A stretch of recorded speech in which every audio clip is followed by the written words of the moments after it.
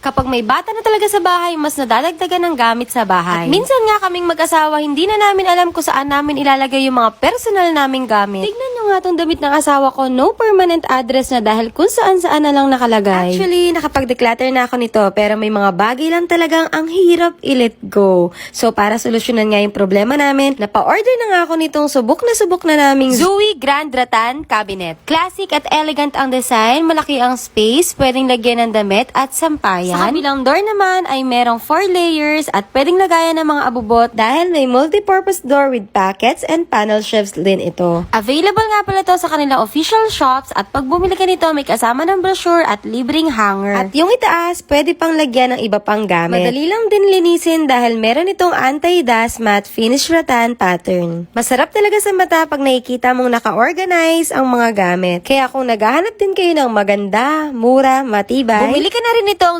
Zoe Grand Rattan Cabinet. Zoe! Yan ang plastic! Kapag may bata na talaga